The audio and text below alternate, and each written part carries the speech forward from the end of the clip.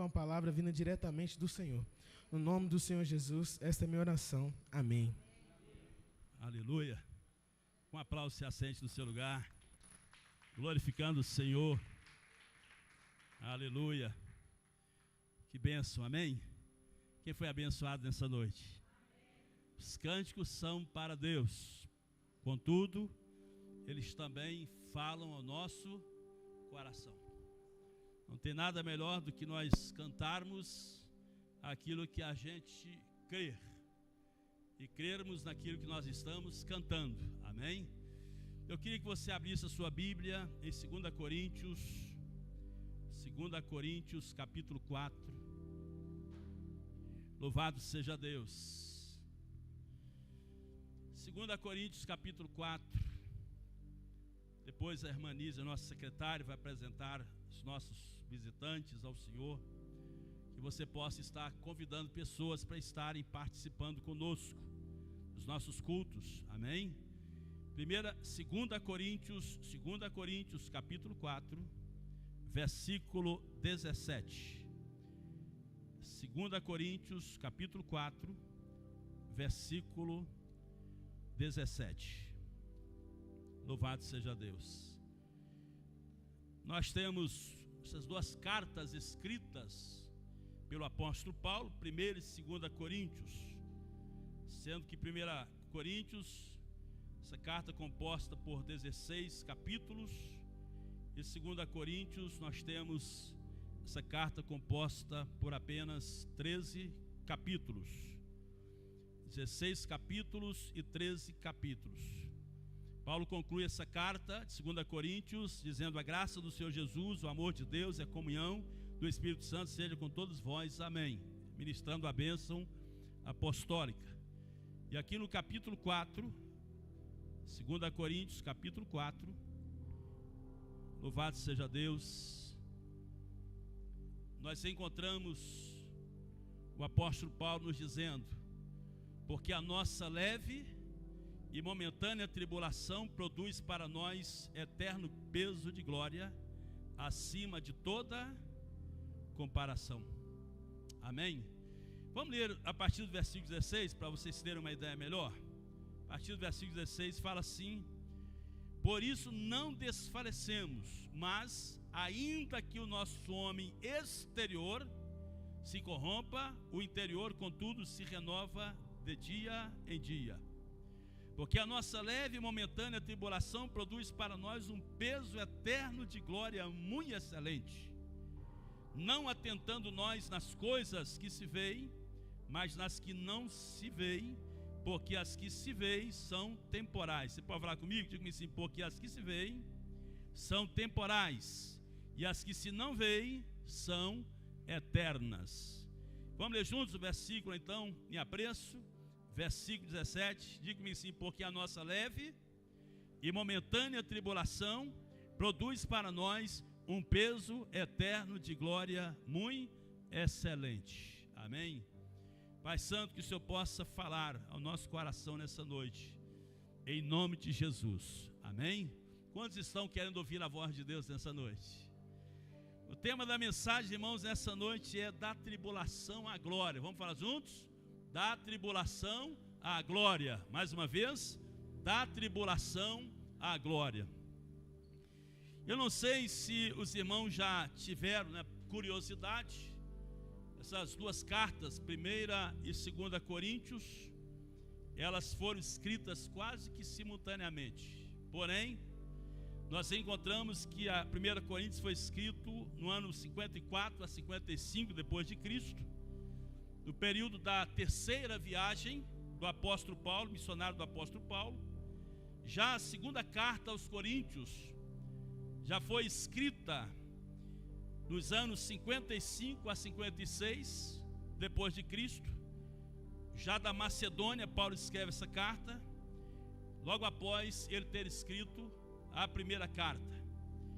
É muito interessante nós observarmos que essas cartas, elas surgem em momentos tensos na vida da igreja. Percebemos que existia um arrependimento parcial, existia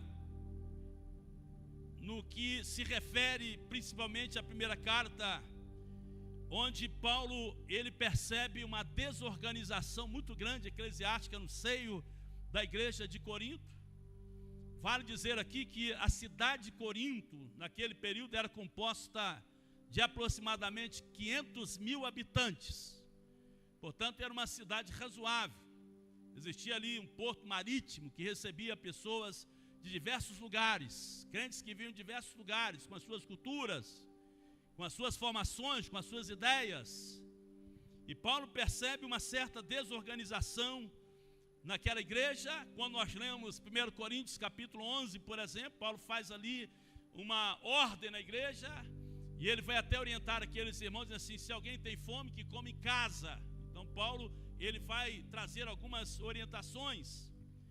Paulo também, irmãos, ele confronta pecados morais no seio da igreja de Corinto, como divisões internas. E Paulo percebeu também uma grande imaturidade espiritual. E Paulo vai orientar a igreja de Corinto, então, dentro desse embrião de vida cristã, a que ela buscasse uma maturidade cristã e que ela deixasse as divisões. O foco da primeira carta de Paulo aos Coríntios era exatamente trazer uma ordem e ao mesmo tempo disciplinar aqueles irmãos a terem uma vida santificada diante de Deus.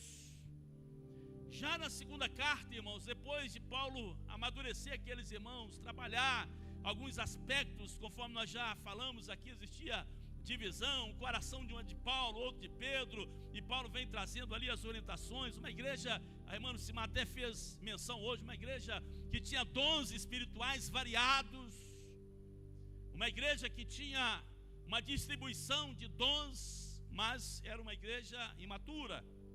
E Paulo trabalha na sua primeira carta na consolidação desses irmãos. Já na segunda carta, o apóstolo Paulo, irmãos, ele como que muda um pouquinho o tom da sua fala à igreja. E Paulo agora, ele escreve já numa percepção de um escritor, de um pastor, de um apóstolo já ferido, de alguém que era fiel a Deus, íntegro ao Senhor, mas cheio de marcas das quais o ministério estava impondo sobre ele. Essas feridas não eram feridas apenas externas no seu corpo físico, mas feridas na alma, no coração, em que Paulo, durante a sua peregrinação ministerial, ele observou que alguns o deixaram no meio do caminho, alguns o abandonaram. E Paulo trazia ali, não apenas, irmãos, aquelas dores no coração, mas ele relata também a respeito de grandes perseguições. E Paulo, ele expõe as suas fraquezas, no sentido de que existia algo que o importunava, que ele chegou a orar a Deus 3 vezes para Deus arrancar, mas Deus não tirou o espinho da carne, mas ele pôde ouvir a voz do Senhor sussurrar nos seus ouvidos: a minha graça te basta, pois o meu poder se aperfeiçoa o quê? Na fraqueza.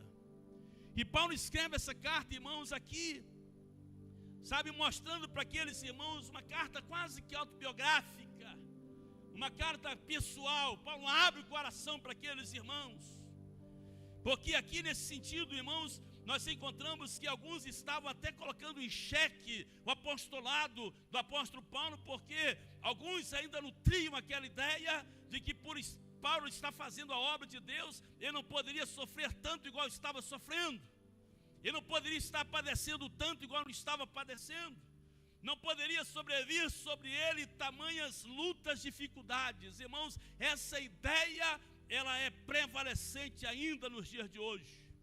Nós encontramos que alguns ficam nutrindo a ideia de que pelo fato de nós sermos cristãos, estamos blindados, de tal maneira que nós não seremos perseguidos no trabalho, não seremos odiados pelo mundo, não iremos adoecer, não iremos passar por alguns apertos. Alguns nutrem essa ideia, e aquela ideia ainda que alguns tentam imputar sobre nós, quando estamos sendo angustiados, quando estamos passando por apertos, quando de alguma maneira estamos sendo moídos, alguns ainda vão dizer: está passando por tudo isso porque está em pecado.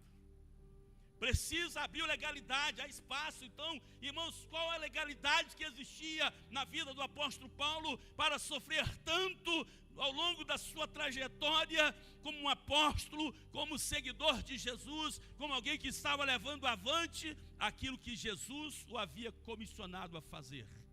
Pelo contrário, nós sabemos que no próprio chamado do apóstolo Paulo, em Atos capítulo 9, nós encontramos que o Senhor havia dito que ele sofreria por causa do evangelho. De perseguidor da igreja, Paulo passaria a ser perseguido por causa da igreja. A conotação ela muda. A história de Paulo agora muda. A situação de Paulo agora é diferente. Agora não é alguém que está perseguindo, é alguém que está sendo perseguido. E nas suas perseguições, quantas coisas lhe aconteceram, ficando Paulo mais preso do que solto após a sua decisão de servir ao Senhor em Atos capítulo 9. Irmãos, e é dentro desse confronto que Paulo, ele vai escrever o capítulo 4, aqui de 2 Coríntios, trazendo uma palavra para aqueles irmãos. E nós sabemos que o que Paulo está mostrando aqui é que, embora sangrando, embora passando por situações difíceis, todavia nós devemos manter a nossa fé e a nossa confiança em Deus.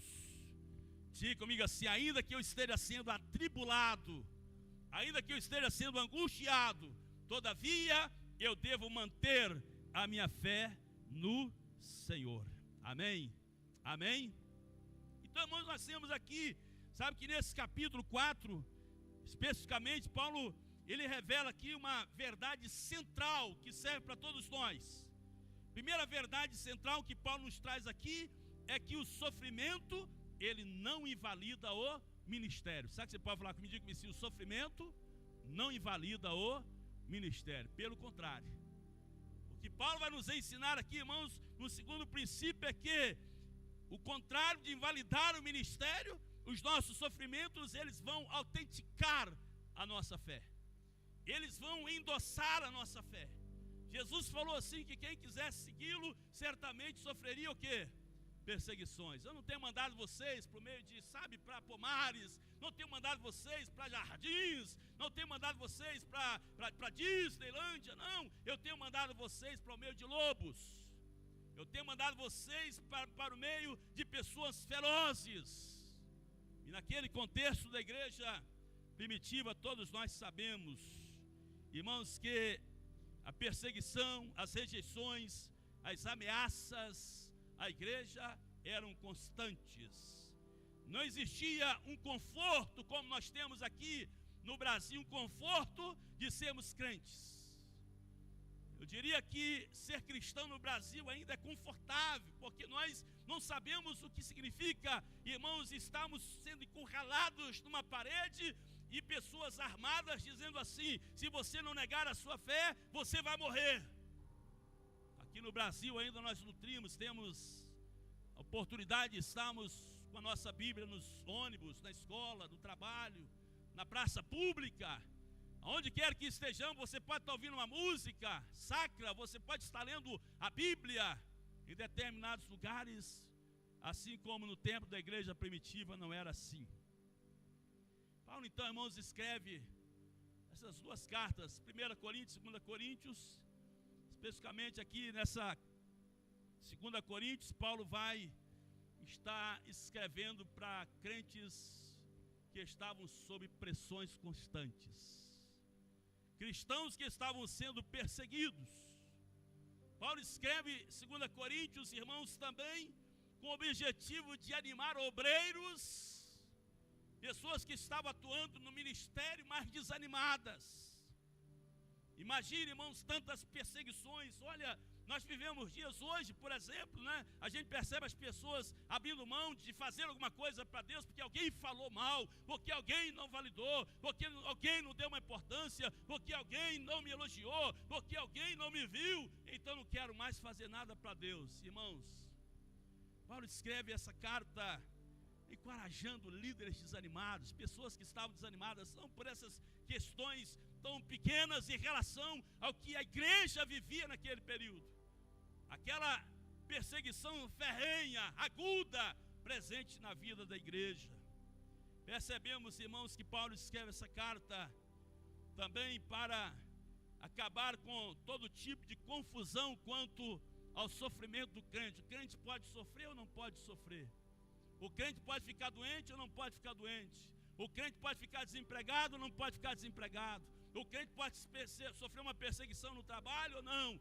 Sabe, Paulo, ele escreve isso para tentar arrancar de uma vez, irmãos, qualquer dúvida a respeito dessa situação, porque todos nós que estamos inseridos neste mundo e professamos o nome de Jesus, irmãos, todos nós estamos sujeitos aos intempéries desta vida, às lutas dessa vida. Talvez você esteja assim, pastor, mas o que essa mensagem tem a ver comigo? Irmãos, essa mensagem é para quem ama a Deus. Tem gente que ama a Deus aqui nessa noite? Então diga, irmão, se meu irmão, essa mensagem é para você que ama a Deus. Vamos ampliar isso? Diga assim, meu irmão, essa mensagem é para quem ama a Deus, mas atravessa lutas que não escolheu.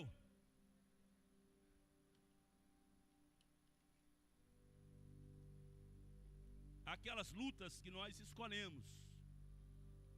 Através do nosso livre-arbítrio nós cavamos. Determinadas lutas, elas vêm de decorrência da má administração do nosso livre-arbítrio. Sim ou não? Quer um exemplo? Pessoa, ela não consegue se conter diante das propostas que o capitalismo traz de consumo, e ela compra exacerbadamente. É o comprador compulsivo. Olhou uma coisa, compra. Não tem necessidade, mas compra. E quando chega no final do mês, está arrancando os cabelos porque não tem dinheiro para pagar. Essa é uma provação cavada. É uma provação que a pessoa buscou pela má administração, pela má mordomia e administração daquilo que Deus tem confiado. Então, esse tipo de sofrimento é um sofrimento em que a pessoa escolhe passar por ele. Há também sofrimentos em que às vezes Deus já falou ao coração, diz assim, não vá por este caminho, mas a pessoa endurece o coração, petrifica o coração, torna o coração impermeável, mas ela segue por aquele caminho. Quando chega lá na frente, arrebentada, toda detonada, ela fala, meu Deus, por que eu estou passando por isso tudo? Quer ver um exemplo? O profeta Jonas. Deus o mandou para onde? Para Nínive. Jonas foi para onde? Para Tarsis.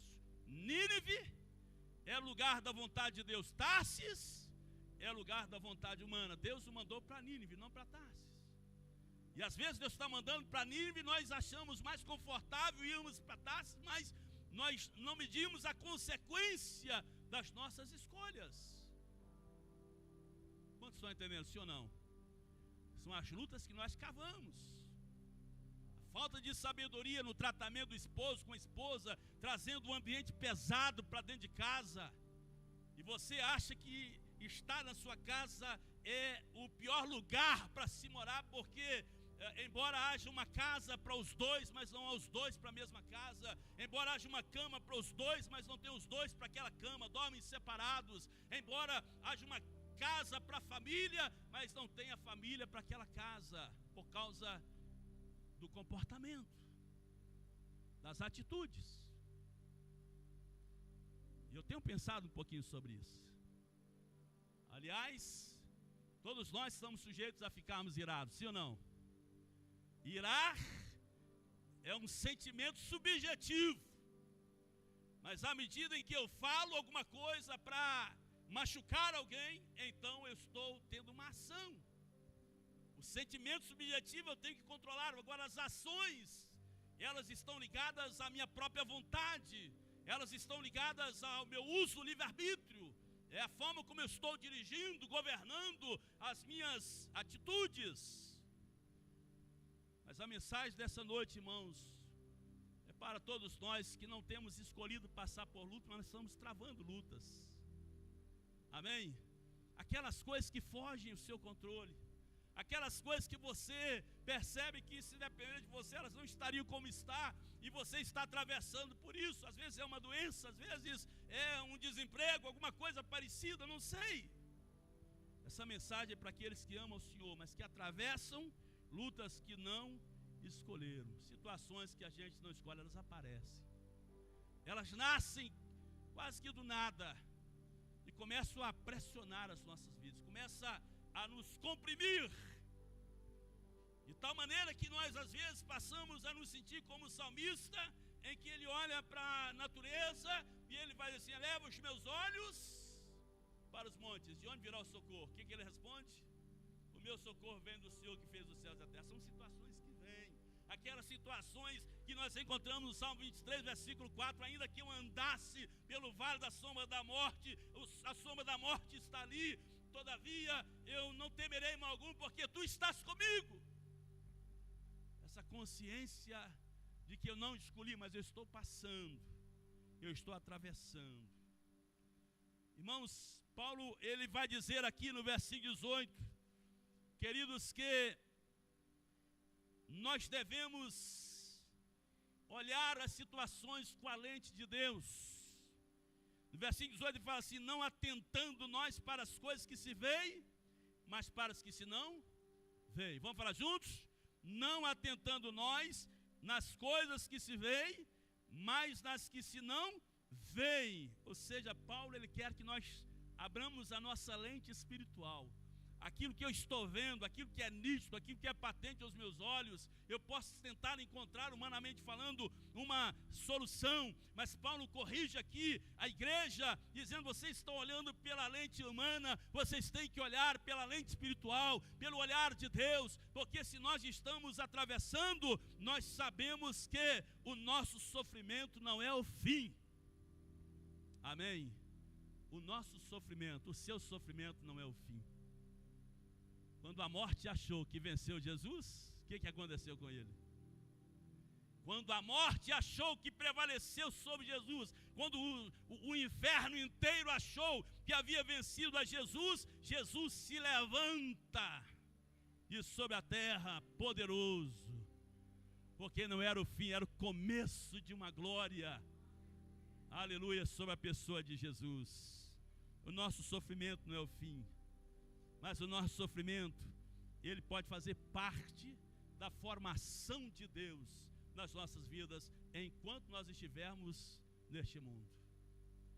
Você pode falar assim, diga assim, mas o sofrimento pode fazer parte da formação de Deus, enquanto nós estivermos neste mundo. Vamos sendo lapidados. Não é assim que nos diz a palavra? Que a luz do justo é como o quê? A luz da aurora. O que vai acontecendo?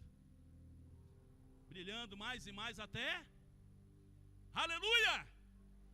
Assim somos nós a cada dia, vamos sendo lapidados, vamos sendo trabalhados. Ora vem uma situação, vem outra, mas nós precisamos entender estas circunstâncias, irmãos, essas tribulações, entendendo que essas tribulações não são um fim, mas pelo contrário, Deus pode até permiti-las para que nós nos acheguemos mais perto dele. Por isso que diz o hino: ainda que seja a dor que me une a ti.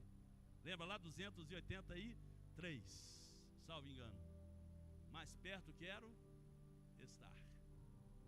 Que maravilha de hino, que letra gloriosa. Mais perto, ainda que seja a dor que me une a ti. Irmãos, precisamos entender isso, porque Paulo em Romanos capítulo 5, versículos 3 e 4, ele vai falar do benefício da tribulação sobre nós. Vamos ler? Romanos capítulo 5, versículos 3 e 4, por gentileza. Está o inverso ali, né? Vamos ler juntos? E não somente isto, mas também nos gloriamos nas próprias tribulações. Gente, nos gloriamos nas próprias tribulações. Mas o que? Sabendo, olha bem, sabendo, essa palavra nos remete ao quê? A termos consciência, entendimento, sabedoria, sabemos, olha, e sabendo que, o quê?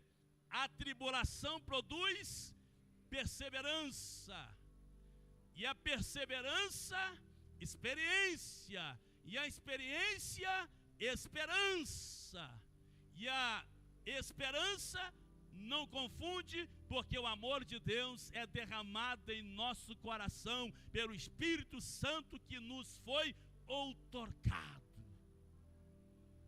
Perceber o processo, perceberam que a tribulação ela vai produzir alguma coisa, perceberam como que Paulo vai afirmar que nós somos surpreendidos, porque a tribulação ela vai produzir algo maravilhoso, ela vai gerar maturidade espiritual, a tribulação vai gerar dependência no nosso coração de Deus, a tribulação vai gerar uma esperança firme na nossa alma em relação a Deus, e a tribulação, irmãos, ela vai preparar o nosso coração para a vida eterna. Amém? No mundo tereis aflições, mas tende bom ânimo, eu venci o mundo. O contraste aqui que Paulo faz, irmãos, é maravilhoso, e perceba aqui uma intencionalidade em Paulo, quando ele faz essa colocação, porque ele vai dizer assim, a nossa leve e momentânea o quê? Tribulação. Vamos falar juntos? A nossa leve e momentânea tribulação. Tribulação momentânea, glória eterna. Irmãos, o que Paulo está dizendo? Irmãos, Paulo não está aqui em hipótese alguma dizendo assim, a nossa leve, ele não está diminuindo a nossa luta, ele não está descartando a nossa luta, ele não está dizendo aqui, irmãos, que não existe um peso. O que Paulo está dizendo é que quando nós olhamos com a lente eterna, tendo esse viés de que a tribulação ela vai pedagogicamente nos ensinar alguma coisa, Paulo está nos ensinando que através da tribulação nós vamos alcançar a maturidade cristã, vamos nos preparar melhor para estarmos diante de Deus. Amém? Amém? Tem gente sendo atribulada aqui em alguma área da vida, e a tribulação não é fácil, irmãos. A tribulação não é fácil, mas louvado seja Deus, porque no Salmo 46, ainda no Velho Testamento, no versículo 1 nós temos, Deus é o quê? Eu queria ouvir a igreja falando, Salmo 46, versículo 1, o que está escrito?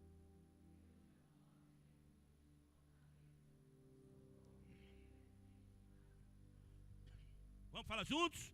Deus é o nosso refúgio, fortaleza, socorro bem presente aonde? São nos churrascos da vida também, são nos aniversários da vida também, são nos casamentos, Deus está presente, mas Ele também se faz presente nas tribulações, e nas tribulações o salmista vai dizer que Ele é o nosso quê? Ele é o nosso refúgio, Ele é a nossa fortaleza, Ele é o nosso socorro. Vamos falar juntos? Deus é a nossa fortaleza, Deus é o nosso refúgio, Deus é o nosso socorro. Está sendo atribulado, abra sua boca, socorre-me, Deus, eu preciso do socorro do Senhor. Está ficando comprimido, parece que você foi colocado em uma fornalha que cisa 7 vezes mais. Creia que Deus está com você ali, como esteve com Sadraque, Mesaque e Abednego na fornalha de fogo ardente. Ele não nos desampara, não nos deixa, porque Ele é o nosso refúgio. Amém? E como nosso refúgio, Ele torna, irmãos, os nossos fardos leves. Por isso que Paulo escreve, não descartando, não minimizando a nossa luta, hipótese alguma, mas quando ele fala leve, é porque eles sabem que ele cria, eles sabem que ele estava depositando a vida dele, o coração dele, e como nós também sabemos em quem nós cremos e a quem nós nos reportamos, então podemos dizer assim, vai passar, vai passar. O choro pode durar uma noite, mas a alegria vem na ótica de Deus pela manhã. Diga, irmão, assim, meu irmão, vai passar. Vai passar, eu creio nisso. Quantos creem nisso? Amém? Então nós aprendemos algumas lições que eu queria deixar conosco. Primeiro, é que nem toda tribulação, nem toda dor, irmãos, é sinônimo de derrota na vida do crente. Você pode falar assim, me diga comigo assim, nem toda dor, nem todo sofrimento é sinal de derrota na vida do crente. Primeira coisa que nós aprendemos é isso. Às vezes nós temos aquela ideia, né? Estou sendo derrotado. Fui pego aí, ó. Né? Quantas experiências nós passamos. Fui surpreendido por uma notícia ruim, por uma condição. Estou passando por isso agora. O que está acontecendo?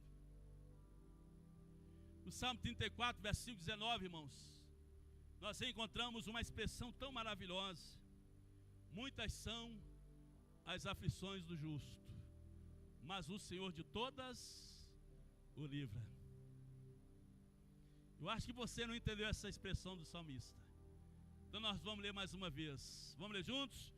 Muitas são as aflições do justo, mas o Senhor de todas o livra. Não são poucas as tribulações, irmãos. Ali está no plural. Muitas são as aflições do justo, mas de todas o Senhor o livra. Eu disse para um colega que foi lá no hospital semana retrasada me visitar. Falou assim: como é que o senhor está?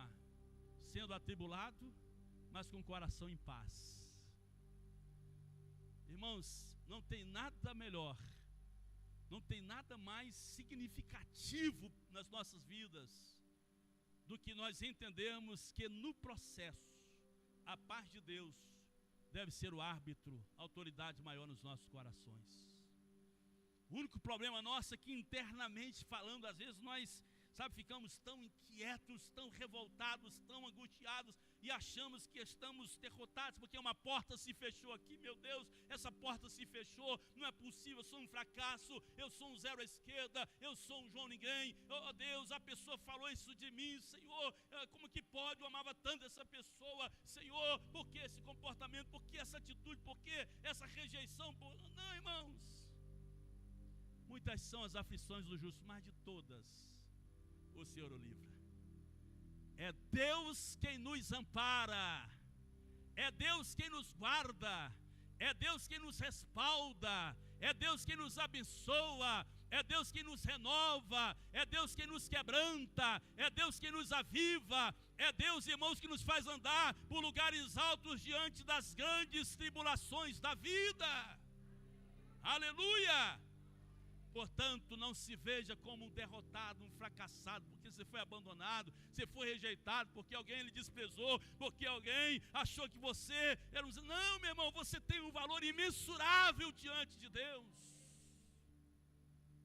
a ponto do Senhor nos chamar, irmãos, como sacerdotes santos, um povo de propriedade exclusiva de Deus. Amém.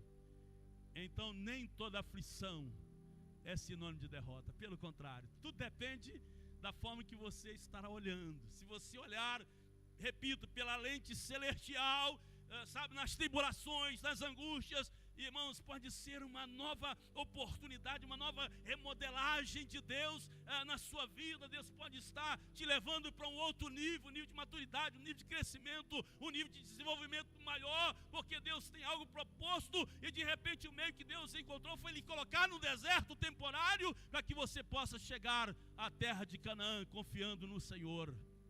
Amém? Quantos creem nisso? Aleluia, você pode aplaudir o Senhor bem forte.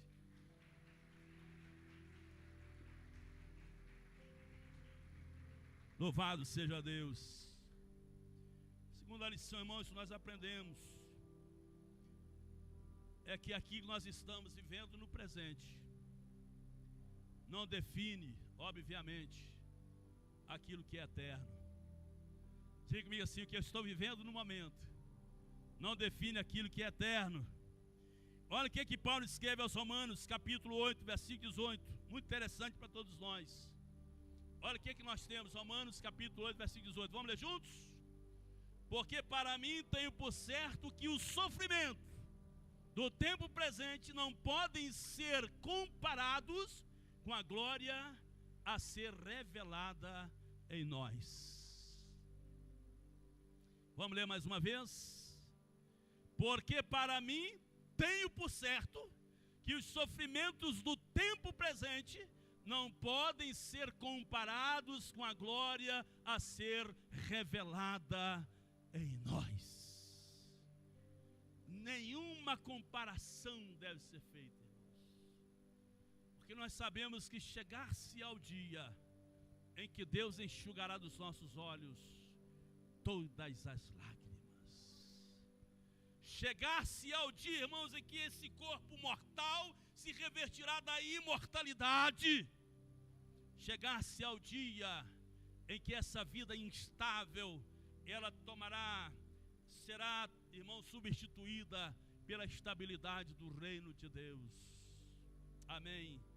Então o que nós estamos passando, porque para mim, Paulo está dizendo assim com muita propriedade aos romanos, porque para mim tenho por certo. Sabe, essa expressão precisa fazer parte do nosso vocabulário. Quando alguém lhe perguntar, tenho por certo que o que eu estou passando vai culminar em bênção na minha vida. Tenho por certo que o momento presente que eu estou vivendo vai, de alguma maneira, converter em algo maravilhoso. Eu tenho por certo que o Deus vai fazer, sabe, das águas amargas de Mara, Deus vai fazer brotar águas doces, porque Ele é poderoso. Eu tenho por certo. Eu tenho por certo que o mar vermelho que está diante de mim, ele irá se abrir, porque Deus está à frente. Eu tenho por certo. Amém. Diga comigo assim, eu tenho por certo. Diga bem forte, eu tenho por certo que aquele que começou a boa obra em mim há de completá-la até o dia final. Aleluia! Aleluia! Olha que coisa maravilhosa. Eu tenho por certo que aquele que começou a boa obra em mim há de completá-la até o dia final. E não vou parar no meio do caminho, amém? Tem gente aqui que não vai ficar parado no meio do caminho. Vamos avante, vamos seguir em nome de Jesus. Irmãos, aquilo que nos fere certamente nos conduz ao que nós aprendemos aqui nessa noite, vai nos levar à perseverança, à paciência, e assim sucessivamente falando. E a nossa esperança, irmãos, é que nós passaremos a nossa leve e momentânea tribulação. Amém? Isso vai produzir em nós um peso de glória. Isso vai produzir em nós, irmãos, um coração perseverante. Nós não iremos desistir. Isso vai produzir em nós, irmãos, uma linguagem sagrada diante de Deus. Nós não vamos abrir a nossa boca para ficarmos murmurando contra Deus, para ficarmos, irmãos, proferindo palavras que magoam o coração de Deus. Mas nós vamos abrir a nossa boca, irmãos, enaltecendo o nome do Senhor, porque a nossa vida não é nossa mais, nós a temos escondido em Cristo Jesus, diz-nos o apóstolo Paulo, porque a vida que agora vivo, vivo-a na fé do Filho de Deus. Porque não vivo mais eu, mas Cristo vive em mim. Você pode falar isso para você mesmo, diga assim, porque não vivo mais eu, mas Cristo vive em mim. Então tudo que nós estamos passando, irmãos, não vai nos fazer desistir, não vai nos fazer murmurar, não vai nos fazer, irmãos, perder a nossa fé. Diz Paulo, combati o bom combate, encerrei a carreira e guardei a fé. Não vai nos fazer perder a fé, segundo nós temos Romanos capítulo 1, versículo 17, o justo viverá pela fé. Irmãos, o que nós estamos passando, nós sabemos que gerará em nós um peso eterno de glória. E nós vamos avançar para a glória de Deus. Amém. É isso que Paulo está trazendo à igreja de Corinto, trazendo esse conforto a respeito das tribulações, dos momentos que vivemos.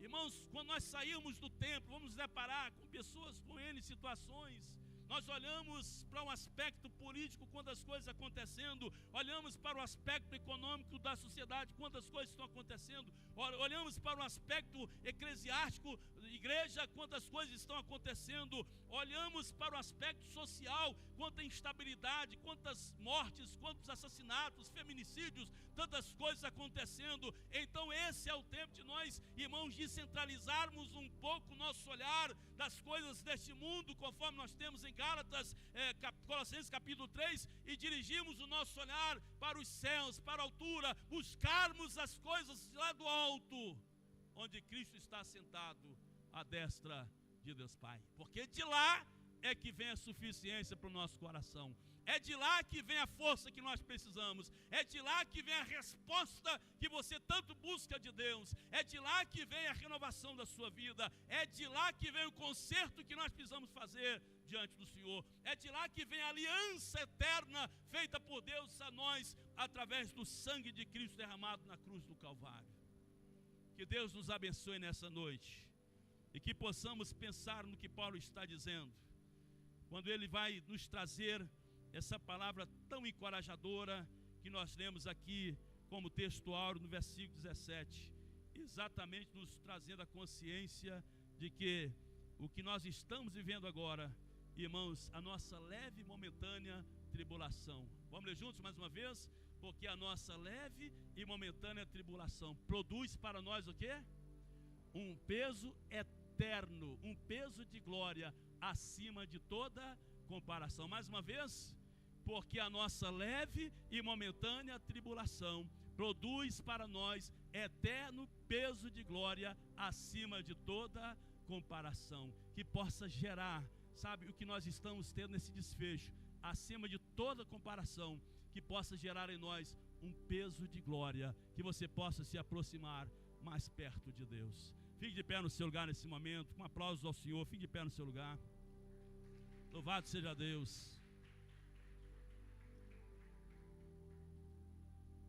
Eu gostaria que os irmãos dedilhassem uma canção, e eu gostaria, irmãos, com a permissão que todos nos concedem nessa noite, gostaria de convidar aqui à frente aqueles que estão sendo atribulados. Não sei em qual área de repente você está sendo atribulado. Queria chamar você aqui à frente, com humildade no seu coração, com simplicidade diante de Deus, fazendo lançar sobre Ele a sua ansiedade, a apreensão do seu coração. Então, sem nenhuma pressão, não vamos insistir. Queremos orar por você, queremos abençoar a sua vida. E se você quiser ser abençoado, quiser a bênção pastoral sobre a sua vida, então, sem nenhum constrangimento, vem aqui à frente. Pode vir aqui à frente, nós vamos estar orando por você. E quando nós estamos aqui dispondo a abençoar os irmãos, não significa que nós estamos isentos da tribulação, que estamos sendo atribulados também. Mas eu entendo, irmãos, que à medida que nós abençoamos, nós também somos abençoados, amém? À medida que nós ministramos graça, a graça do Senhor também vem sobre nós. Pode chegar para cá assim, queridos, do lado aqui também. Você que está sendo atribulado, sai do seu lugar, vem aqui à frente. É o que Deus faz conosco, irmãos. Hoje nós fomos almoçar num restaurante, e quando eu estava saindo, encontrei ali uma pessoa que fez parte do culto da Copasa no ano passado. Eu a cumprimentei, estava indo embora, e ela falou assim: pastor, hoje é dia do aniversário do meu esposo. Aqui canta lá, que louva, moreninha Patrícia, hoje é aniversário do meu esposo. Será que o senhor poderia orar por ele? E lá dentro do restaurante, cheio de gente, peguei assim, a gente deu a mão e comecei a orar, abençoar aquela família, aquele senhor. Às vezes Deus faz assim conosco. Na nossa tribulação, Deus nos chama para abençoarmos também quem está sendo atribulado, porque nós sabemos o que é ser atribulado, tanto no espírito como na carne. Em toda circunstância, nós sabemos o que significa ser atribulado. Por isso nós queremos orar por vocês. Pode chegar para cá assim, vem cá. Eu queria chamar o pessoal da intercessão, os nossos diáconos, os pastores. Nós vamos orar agora pelos nossos irmãos. Amém. Feche os seus olhos agora. Feche os seus olhos.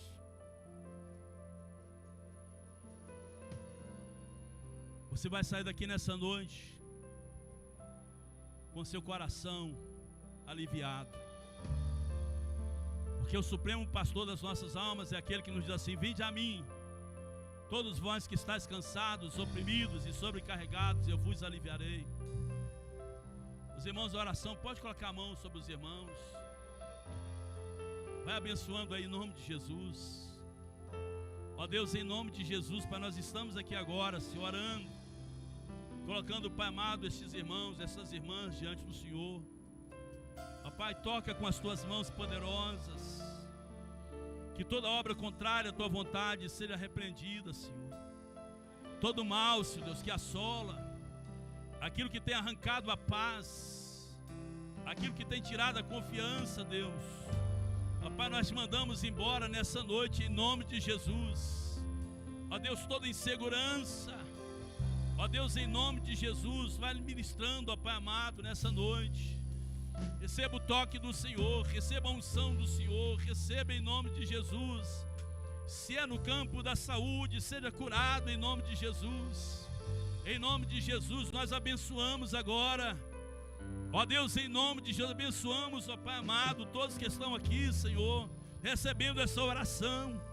Abençoamos aqueles que estão em suas casas, que também, Deus, estão sendo atribulados. Toca, Deus amado, na pele, na carne, nos ossos, no sangue, nos glóbulos brancos, vermelhos. Ó Deus, toca, Deus amado, na coluna. Ó Deus, em nome de Jesus. Ó Deus, ó Deus, todos os malefícios, ó Pai amado, do sangue que serão arrancados. Purifica, Deus amado, o sangue nessa noite. Tumores que serão arrancados. Ó Deus, em nome de Jesus, ó Pai, em nome de Jesus. Senhor, nós estamos agora, Pai, ministrando sobre o teu povo, ó Deus querido. Ó Deus, em nome de Jesus, aquilo que nós não conhecemos, não sabemos, ó Pai, arranca nessa noite, Senhor, todo desânimo espiritual. Ó Deus, em nome de Jesus, em nome de Jesus. Ó Deus, dores incansáveis. Ó Deus, em nome de Jesus. Ó Pai, vai tocando, Senhor. Ó Deus, em nome de Jesus. Sabemos que não há nada impossível para Ti, Senhor. Todas as coisas são possíveis ao Senhor.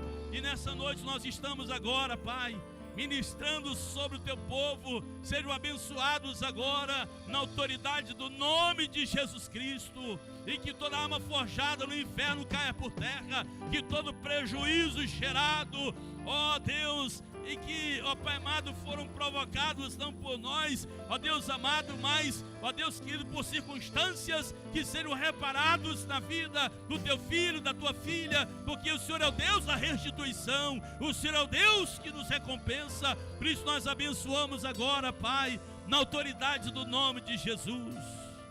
Ó Senhor dos exércitos, Deus que toca no mais profundo do nosso coração, Deus que conhece a nossa vida pelo avesso, vai tocando, Senhor. Arranca todo o peso da alma. Pessoas com insônia, pessoas com depressão, pessoas com angústias do inferno, ó Deus, que caem por terra nessa noite. Na autoridade do nome de Jesus, nós declaramos sobre a sua vida, meu irmão, minha irmã, sobre vocês que estão nos bancos, nós declaramos agora a bênção do Deus Todo-Poderoso. Sejamos todos abençoados nessa noite, em nome do Pai, do Filho e do Espírito Santo. Amém e amém, Jesus. Aleluia. Oh, aleluia. Com aplausos, volte para o seu lugar e seja abençoado. Seja abençoado em nome de Jesus. Aleluia. Vamos louvar o Senhor.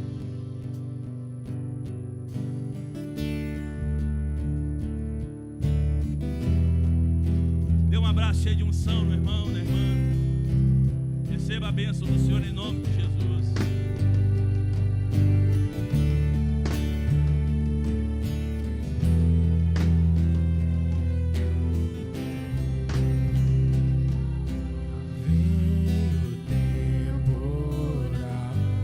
Oh, aleluia. Vem o dia amar. Se você conhece, Mas cante. Deus me faz assim, pé sobre a rocha, Ele cuida bem de mim. Oh, oh, oh, guarda minha saída, guarda minha entrada,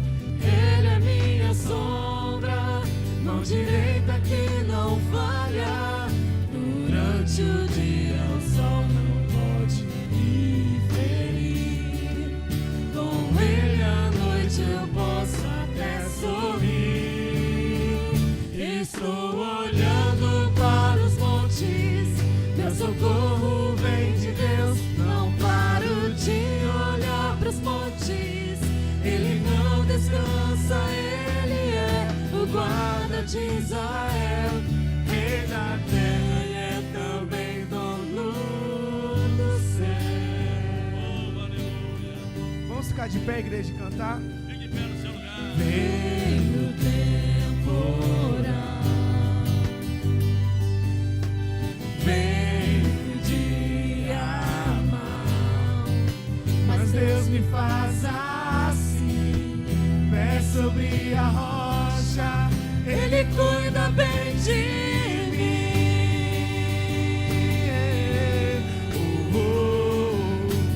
Guarda minha saída, guarda minha entrada, Ele é minha sombra, mão direita que não falha. Durante o dia o sol não pode me ferir, com Ele à noite eu posso até sorrir. Estou olhando para os montes, meu socorro vem de Deus. Não paro de olhar para os montes, Ele não descansa, Ele é o guarda de Israel, rei da terra e é também dono do céu. Estou olhando para os montes, meu socorro vem de Deus. Não paro de olhar para os montes, Ele não descansa, Ele é o guarda de Israel, rei da terra e é também dono do céu.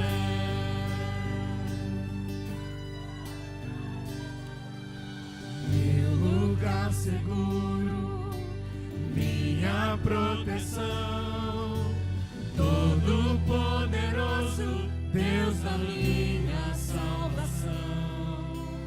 Meu lugar seguro, minha proteção, Todo-Poderoso, Deus da minha salvação. Oh, oh, oh, oh, oh,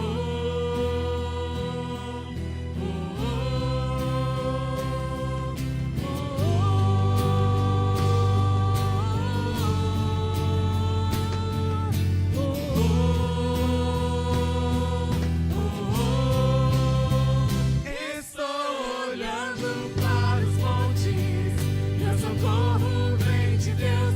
Não paro de olhar para os montes, Ele não descansa, Ele é o guarda de Israel, rei da terra e é também dono do céu.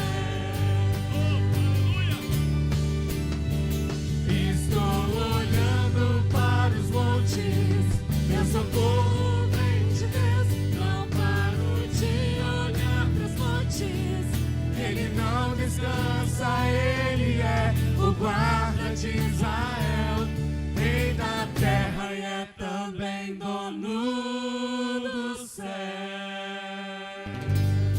Oh, aleluia. Glória a Deus. Louvado seja Deus. Aleluia. Louvado seja Deus. Aleluia. Podemos assentar, amados, glorificando a Deus. Amém. Aleluia. Como diz a música antiga, né? Não sabemos se a igreja subiu ou se o céu desceu. Louvado